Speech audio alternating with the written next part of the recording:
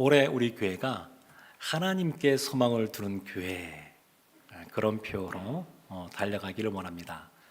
하나님이 어떠한 상황에서도, 그리고 앞을 알 수 없는 그러한 상황 속에서도 그 하나님께서 우리의 소망이 되시는 분이시기에 그 하나님께 소망을 두기를 원합니다.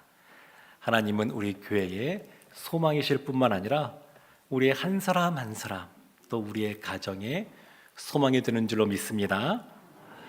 오늘 본문의 말씀은 이 시대적인 배경이 북이스라엘 아합 왕이 다스리던 시기였습니다.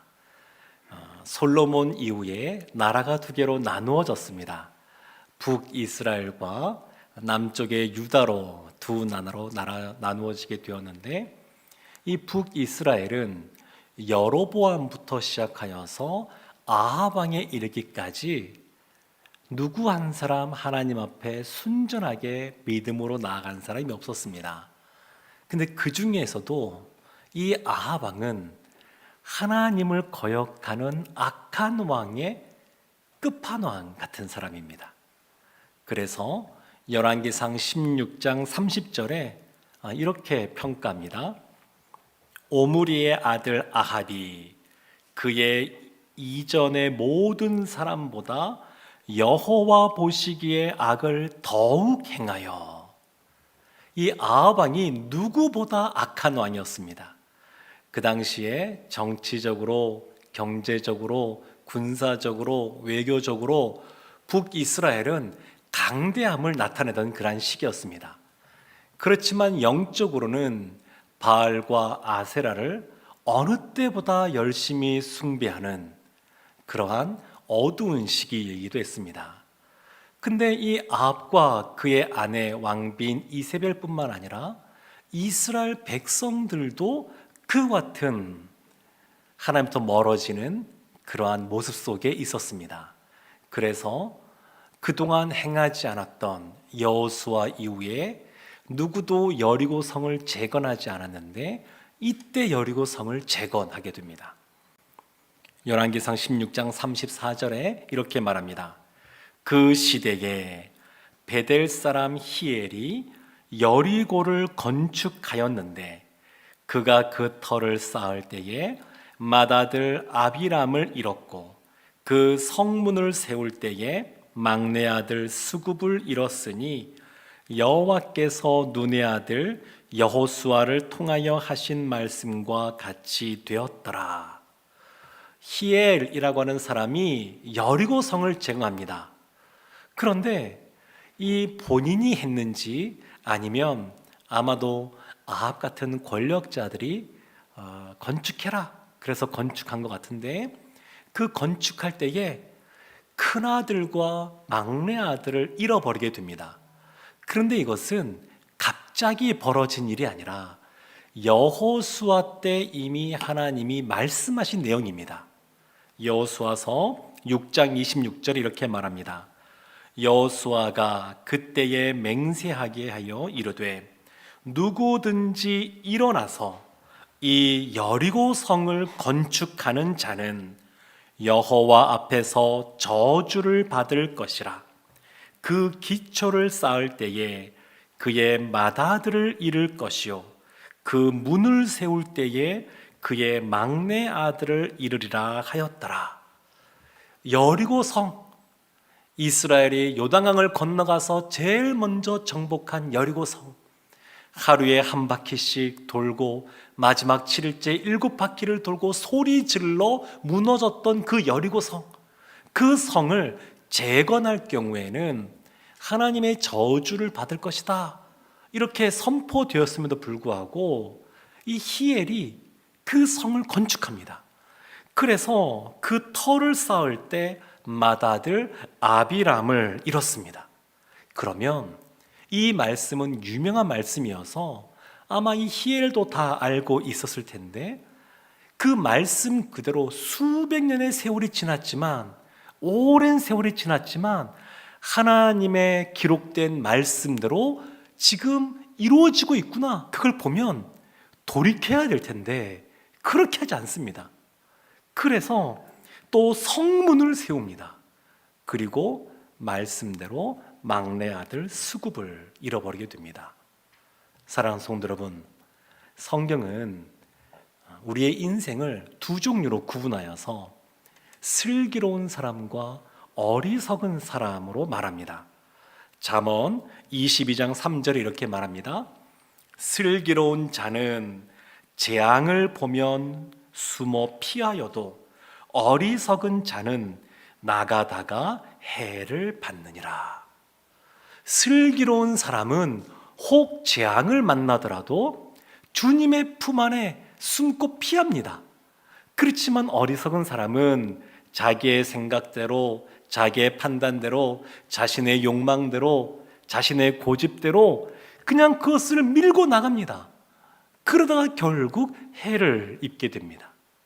이 히엘이 그와 같은 사람이었습니다. 새해에 하나님 앞에 숨고 피하여서 진정 슬기로운 우리 모두가 되기를 주님의 이름으로 축원합니다. 아멘. 오늘 본문 말씀은 영적으로 어두운 이 시대에 하나님이 우리를 어떻게 인도하시는지를 보여줍니다. 슬기로운 사람은 우리의 소망이 되시는 하나님께 피하는데 그 하나님이 우리에게 어떠한 모습으로 다가오는지를 우리에게 알려주고 있습니다. 첫 번째, 하나님이 우리에게 보여주시는 모습은 이스라엘 심판에 한 사람을 세우시는 하나님으로 우리 가운데 다가오십니다. 사람이 몸이 아프면 통증이 자연스럽게 생깁니다. 몸에 자그마한 염증만 생겨도 몸에 열이 나고 몸이 좀 으슬으슬해지고 정상적인 컨디션이 아니게 됩니다.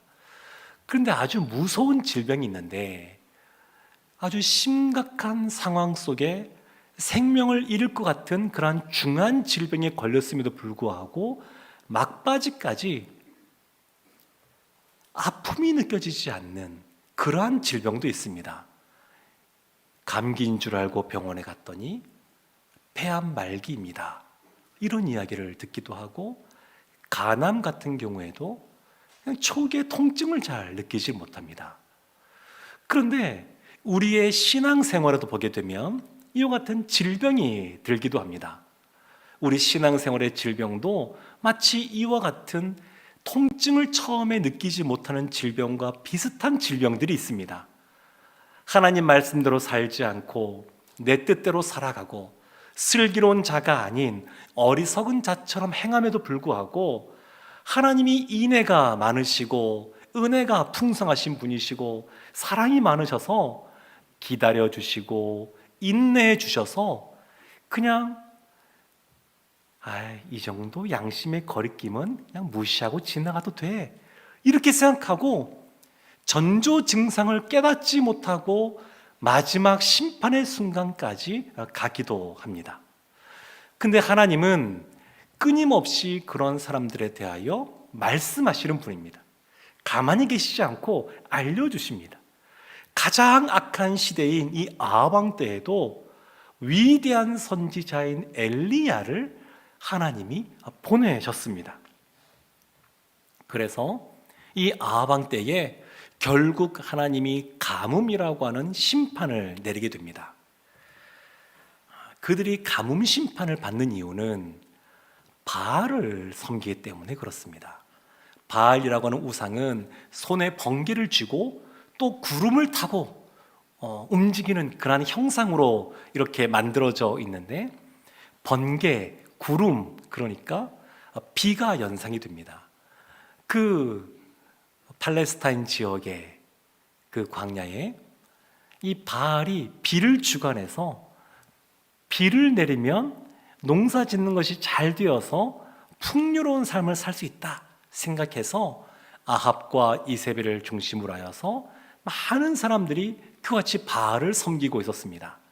그런데 하나님께서 신명기 11장 14절 보면 이 비를 주관하시는 분은 하나님임을 나타냅니다. 여호와께서 너희의 땅에 이른 비, 늦은 비를 적당한 때에 내리시리니 너희가 곡식과 포도주와 기름을 얻을 것이요.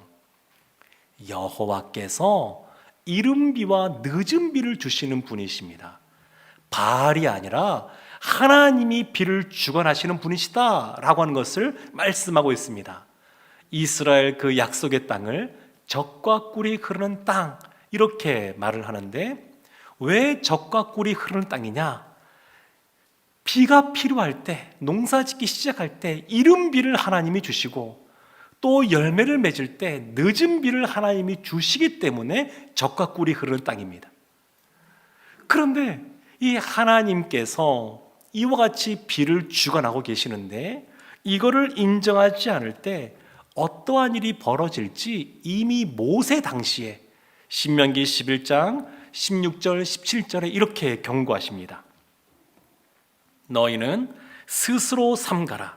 두렵건대 마음에 미혹하여 돌이켜 다른 신들을 섬기며 그들에게 절함으로 여호와께서 너희에게 진노하사 하늘을 닫아 비를 내리지 아니하여 땅이 소산을 내지 않게 하심으로 너희가 여호와께서 주신 아름다운 땅에서 속히 멸망할까 하노라. 이미 경고하고 있습니다. 너희가 이른 비와 늦은 비를 주는, 비를 주관하시고 이 땅 가운데 풍요로움을 주시는 하나님을 섬기지 않고 다른 신, 이방, 우상을 섬긴다 그러면 하나님께서 하늘을 닫아서 비를 내리지 않게 하겠다. 하나님이 오랜 세월 기다려주셨지만 북이스라엘이 변화하지 않으니까 하나님께서 결국 그 북이스라엘 가운데 가뭄이라고 하는 수년 동안, 3년 6개월 동안 비가 오지 않는 심판을 내리십니다. 이 심판의 특징이 또 하나 있습니다. 첫 번째는 가뭄 심판은 바알이 아닌 하나님이 이 모든 것을 주관하신다라고 하는 것을 드러내는 것이고, 또 하나는 왕만이 아닌 이스라엘 전체 가운데 심판이 임했다는 겁니다. 여로보암 때부터 수많은 그러한 왕들이 있었는데 하나님께서 그들을 심판하실 때 왕만 바뀌게 하셨습니다. 그러니까 하나님께 악을 행하는 그 왕들에 대하여 그 왕을 바꾸시고 왕조를 바꾸시고 그렇게만 했었습니다. 근데 가뭄 심판은 왕들만이 아닙니다. 왕들만 해서는 사람들이 무덤덤한 겁니다. 마치 무서운 질병 가운데 걸렸음에도 불구하고 그걸 깨닫지 못하는 것처럼 사람들이 무덤덤한 겁니다. 아, 그냥 우리는 바알을 섬겨도 큰 문제가 없네, 이렇게 생각하는 겁니다. 그래서 결국 가뭄 심판은 이스라엘 모든 사람들이 겪는 심판으로 하나님께서 허락하고 있습니다. 그런데 이와 같은 심판 가운데 하나님이 한 사람을 세우십니다. 오늘 본문이 시작하는 열왕기상 17장 1절 말씀인데요, 중요한 말씀이니까 우리 함께 합독하도록 하겠습니다. 길르앗에 우거하는 자 중에 디셉 사람 엘리야가 아합에게 말하되 내가 섬기는 이스라엘의 하나님 여호와께서 살아계심을 두고 맹세하노니 내 말이 없으면 수년 동안 비도 이슬도 있지 아니하리라 하니라. 아멘. 지금 엘리야가 아합에게 갔습니다. 엘리야는 평범한 사람입니다. 일개 한 사람일 뿐입니다. 그런데 그 당시에 권력을 잡고 있는 아합에게 갔습니다. 아마 두려웠을 겁니다. 바로 앞에 서야 했던 모세가 두려웠던 것처럼, 떨렸던 것처럼 이 엘리야도 두려웠을 겁니다. 그런데 하나님이 이 엘리야를 보내서 말하게 하시는 겁니다. 엘리야라고 하는 이름 자체는 엘리라고 하는 말이 나의 하나님이란 뜻이고, 야, 이것이 여호와를 말합니다. 그래서 이 엘리야는 그 이름 자체가 여호와는 나의 하나님이십니다. 여호와가 나의 참신이십니다. 바알이나 아세라가 아니라 여호와 그분이 나의 하나님이십니다. 이름에 그것이 들어 있습니다. 근데 주변에 있는 사람들은 왕까지 포함하여 다 바알을 섬기고 아세라를 섬기는 사람이 너무너무 많습니다. 그러한 영적으로 어두운 시기에 이름 자체가 나는 하나님을 섬기는 사람입니다. 여호와가 참 신이십니다. 이런 걸 내세우는 사람이었습니다. 근데 이 엘리야 선지자가 아합에게 나아갔는데, 엘리야 선자는 굉장히 이스라엘에서 손에 꼽히는 위대한 선지자였습니다. 그래서 말라기에서에 보게 되면 이제 예수님이 오실 때 그 앞길을 예비할 세례 요한, 그가 바로 엘리야라고 말하고 있고, 예수님이 변화산에 올라가셨을 때에 모세와 더불어 엘리야 선지자가 함께 했었습니다. 그리고 인생 가운데 죽지 않고 승천한 두 명의 사람 중에 한 사람이 엘리야입니다. 그러니까 위대한 선지자입니다. 근데 이 위대한 선지자 그 엘리야를 오늘 본문에 처음 이제 등장하기 시작하는데 소개가 너무 간단합니다. 너무 평범하고 너무 소박합니다. 뭐라고 소개하냐면 길르앗에 우거하는 자 중에 디셉 사람 엘리야, 이렇게 말합니다. 디셉 사람 엘리야. 길르앗이라고 하는 곳은 갈릴리 바다 오른쪽에 있는, 오늘날로 말하면 요르단 지역에 있는 그 지역입니다. 그리고 디셉이라고 하는 곳은 어딘지 정확히 모르겠는데 학자들이 유력하게 두세 곳 이렇게 꼽는 곳이 있는데, 특징이 뭐냐면, 공통점이 뭐냐면 예루살렘, 성전이 있는 예루살렘도 아니고, 그리고 남유다도 아닌 변방이라는 겁니다. 변방. 예수님을 향하여 나사렛에서 무슨 선한 것이 나겠느냐라고 하면서 사람들이 나사렛 예수라고 별칭으로 나사렛 예수라고 불렀던 것처럼 엘리야를 소개할 때 디셉 사람이라고 늘 앞에 붙입니다. 많이 붙입니다. 디셉 사람 엘리야. 왜 이것을 강조할까요? 변방에 있는 사람이라는 겁니다. 가문이나 학벌이나 여러 가지 집안이나 별로 내세울 것 없는 사람이라는 겁니다. 그 당시에 이 엘리야가 뭔가 주목받을 만한 곳에 있지 않았고, 그냥 우리처럼 평범한 사람, 소시민, 그냥 소박한 사람, 왕 앞에 서면 두려워 떠는 사람, 이런 사람이라는 겁니다. 이러한 엘리야를 하나님이 지금 세우고 있습니다.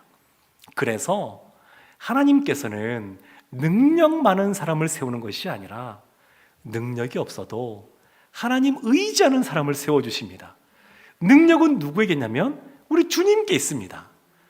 그래서 주님께서 세움받은 사람은 주님께 그 능력을 받습니다. 그래서 능력이 중요한 것이 아닙니다. 가문이 중요하지 않습니다.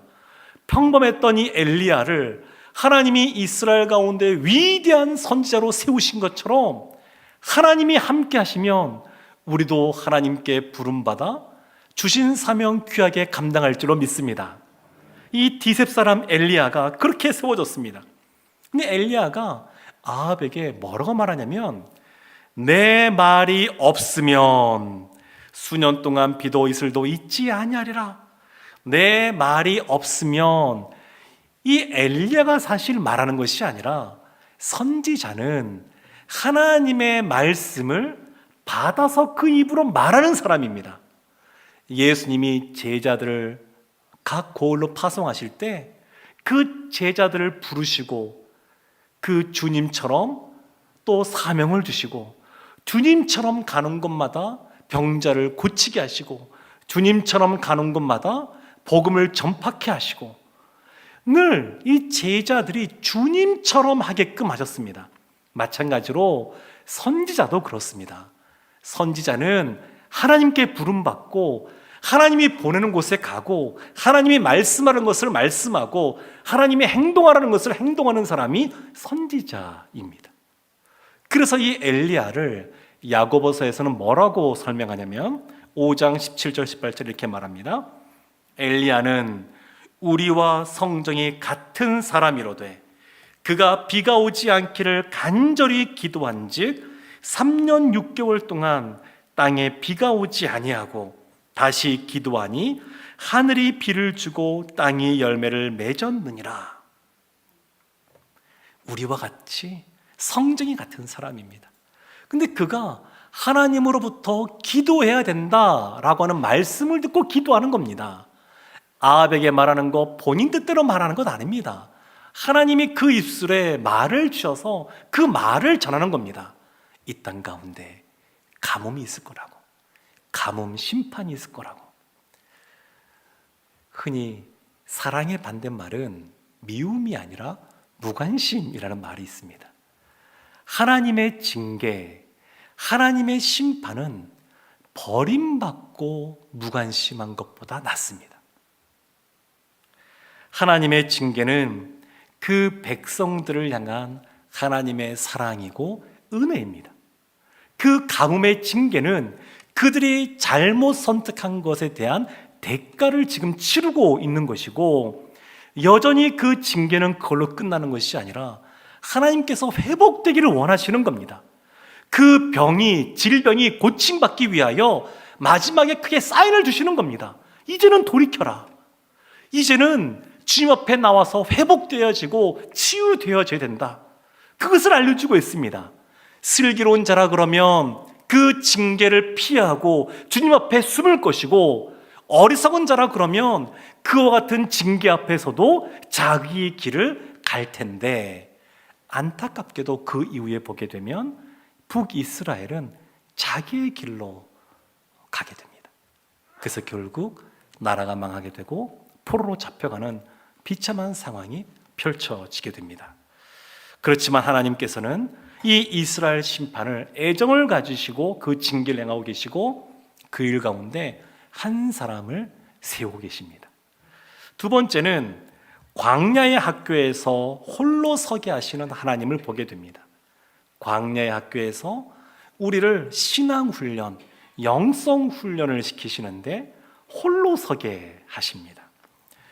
열왕기상 17장 2절부터 4절까지 말씀에 하나님이 이렇게 말씀하십니다. 여호와의 말씀이 엘리야에게 임하여 이르시되, 너는 여기서 떠나 동쪽으로 가서 요단 앞 그리 시냇가에 숨고 그 시냇물을 마시라. 내가 까마귀들에게 명령하여 거기서 너를 먹이게 가리라. 하나님의 말씀이 지금 들려지고 있습니다. 하나님의 말씀이 당당하게 아합에게 말했으니까 그 앞에서 그 땅은 가물어도 너는 진수성찬을 먹어라, 이렇게 말씀하시면 좋을 것 같은데 그렇게 하지 않으시고 숨으라는 겁니다. 떠나고 그리 시냇가, 그 큰 강도 아니고 졸졸졸졸 흐르는 그 냇가에 숨으라고 말씀하고 있습니다. 하나님이 하나님의 사람들을 세울 때 보면 늘 이와 같이 홀로 두는 시간이 있습니다. 광야의 학교에서 그냥 홀로 그 시간을 견디고 기다려야 되는 그런 것들을 하나님께서 허락하시는 것을 볼 수 있습니다.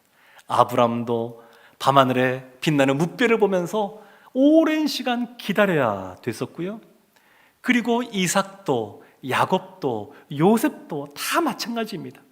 모세도 40년 동안 광야에서 목자로서 그 삶을 보낸 이후에야 하나님이 부르셨고요. 그리고 세례 요한도 보면 광야에서 빈들에서 한 영혼을 위한, 한 사람을 위한 자기 자리를 지키며 그곳에서 있어야만 됐었습니다. 그래서 하나님이 우리를 신앙훈련, 영성훈련 시킬 때 우리의 일상의 삶 속에서 그와 같은 것을 시키는 것을 볼 수 있습니다. 홀로 있는 것은 사실은 쉬운 것이 아닙니다. 어렵습니다. 그러나 하나님은 우리의 내면의 영혼이 하나님 앞에 홀로 있는 것을 통하여 성장시키십니다. 사람들은 홀로 있는 것을 힘들어하는 이유가 있는데, 홀로 있으면 자신의 추악하고 부패한 죄성을 직면하기 때문에 그렇습니다.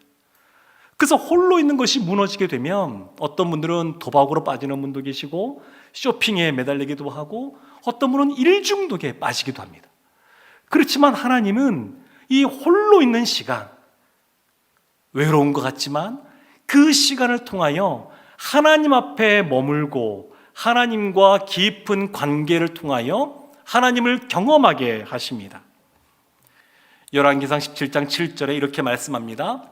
땅에 비가 내리지 아니하므로 얼마 후에 그 시내가 마르니라. 그리 시내가에 그 물이 많은 것도 아니었고 그나마 그 물도 금방 메말라져 버리고 맙니다. 근데 하나님이 그곳에 숨으라고 하시는 겁니다.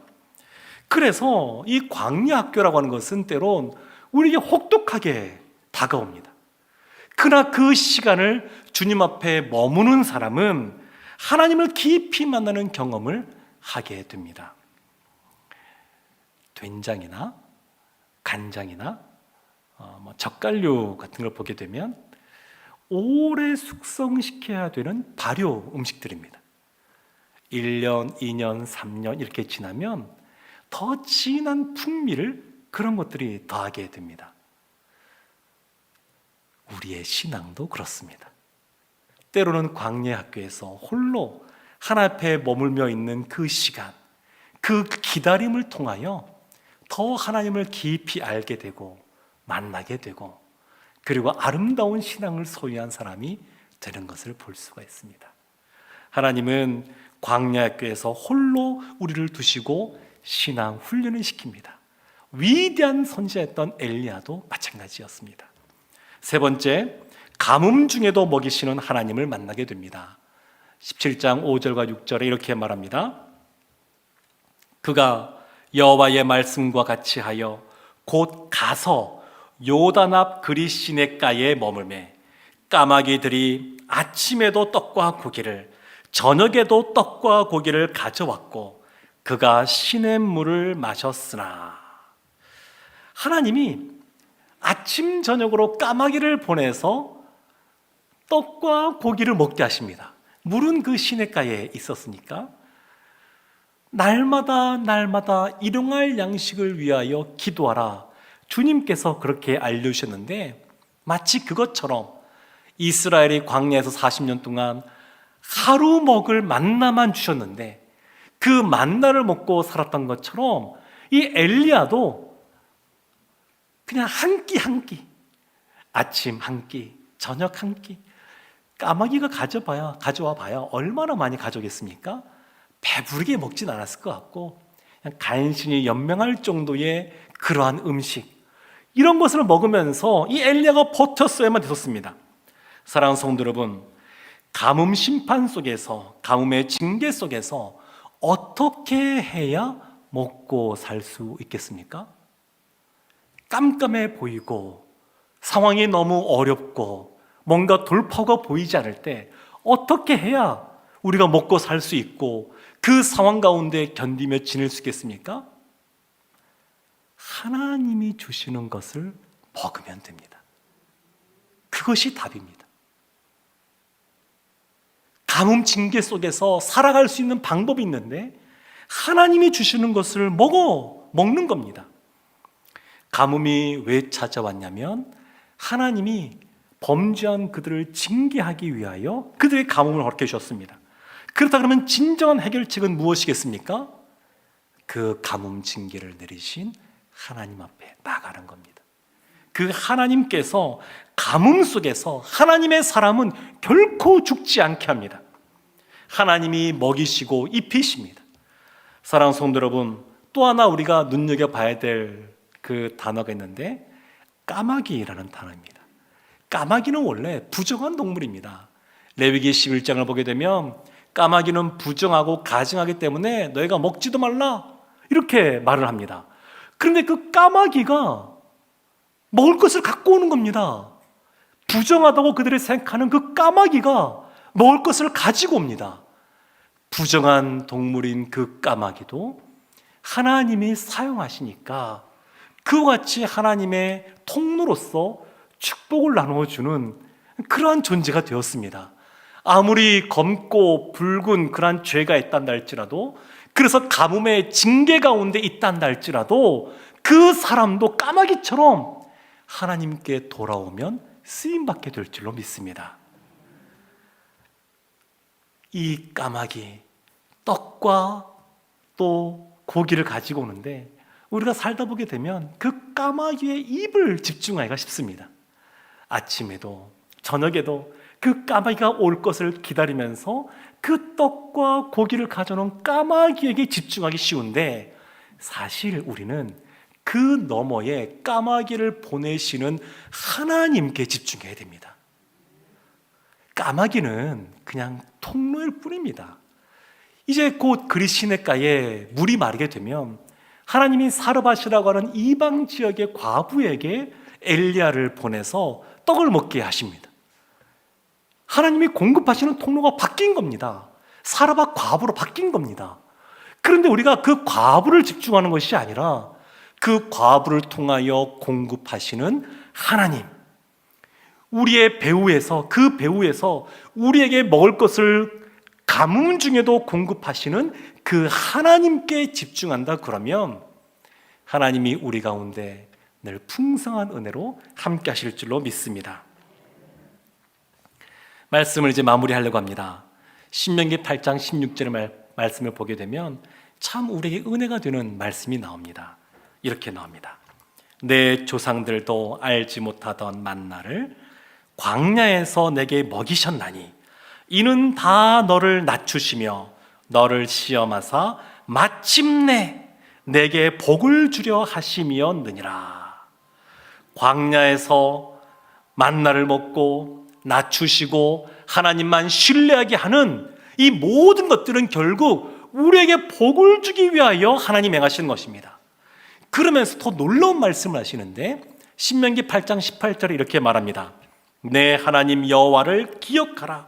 그가 내게 재물 얻을 능력을 주셨음이라. 이같이 하심은 내 조상들에게 맹세하신 언약을 오늘과 같이 이루려 하심이니라. 우리의 사랑하는 자녀에게 재물을 주는 것이 더 좋습니까? 재물을 얻을 능력을 주는 것이 더 좋을 것 같습니까? 우리에게 어떤 재물이 있는 것이 더 좋습니까? 재물을 얻을 능력이 주어지는 것이 더 좋습니까? 하나님은 재물 얻을 능력도 주시는 분이십니다. 그러면서도 우리에게 경고의 말씀을 하십니다. 바로 이어지는 19절 말씀이 이렇게 말씀합니다. 내가 만일 내 하나님 여호와를 잊어버리고 다른 신들을 따라 그들을 섬기며 그들에게 절하면 내가 너희에게 증거하노니 너희가 반드시 멸망할 것이라. 사랑하는 성도 여러분, 그래서 우리가 하나님의 말씀을 기억해야 됩니다. 잊지 말아야 됩니다. 지난 한 해 동안 우리를 채워주시고 공급하시고 인도하신 그 하나님, 그 하나님을 잊지 않고 기억하면 하나님이 새해에도 놀랍게 우리에게 복으로 함께 하실 줄로 믿습니다. 우리에게 있는 것, 우리가 가진 것에 대해서 감사하고 우리에게 부족한 것, 없는 것이 있으면 하나님을 더 바라보라고, 하나님을 더 신뢰하라고, 하나님께서 은혜를 주시는 방편인 줄로 알고 주님 앞에 나아가는 복된 하나님의 사람들 다 되시기를 주님의 이름으로 축원합니다. 아멘. 기도하겠습니다. 하나님, 가뭄 중에도 먹이시는 그 하나님을 우리가 신뢰하고 그 하나님 앞에 더욱더 힘써 나아가 하나님이 주시는 참된 은혜와 복을 받아 누리는 우리 모두가 되게 하여 주시옵소서. 예수님의 이름으로 기도합니다. 아멘.